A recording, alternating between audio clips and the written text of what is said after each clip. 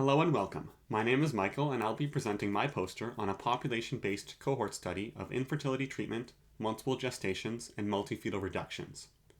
To begin, infertility is a growing public health concern, and roughly 1 to 4% of births in Canada are now conceived using infertility treatment, or IT.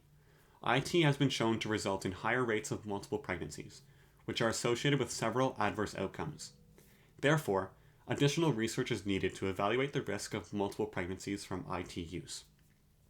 Now, our study had two main objectives. First, to evaluate the association between mode of conception, multiple pregnancies, and multifetal reductions, and second, to compare this association between two time periods.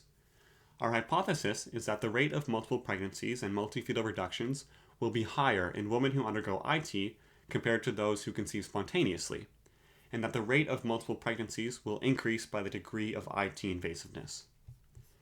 As for our methods, our study population included all births in Ontario between April 1st, 2006 and March 31st, 2014. Our exposure variable was the mode of conception, defined as either spontaneous, subfertility, non-invasive IT, or invasive IT. The primary outcome was multiple pregnancies, and the secondary outcome was multifetal reductions. Data were obtained from the Better Outcome Registry and Network and NIDA perinatal databases, as well as from Ontario Health Insurance Plan codes. The analysis was conducted through ICES, first by calculating rates of each outcome according to the mode of conception, then by using modified Poisson regressions to calculate the relative risk of each outcome, adjusting for several confounding factors. In the results section, we can see Table 1 in the middle, which displays some of the baseline characteristics of our study population according to the mode of conception. Figure 1, displayed below the table, shows the relative risks and confidence intervals for our primary outcome. Here, we see that compared to spontaneous conception, the risk of multiple pregnancies increased by the degree of IT invasiveness.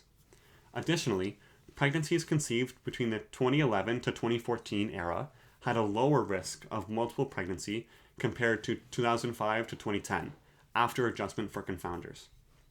And Figure 2, on the right side of the poster, displays the relative risks and confidence intervals for our secondary outcome. Here, we see that the adjusted risk of multifetal reductions was higher for IT use compared to spontaneous conception. In conclusion, the study observed an increased risk of multiple pregnancies and multifetal reductions compared to spontaneous conception. And the decreased risk of multiple pregnancies between the two time periods may be explained in part by changes in clinical practice, increased awareness, and advocacy efforts for single embryo transfer in IVF. Looking forward, continued public funding of IVF may further reduce the risk of multiple pregnancies from IT. Thank you so much for listening.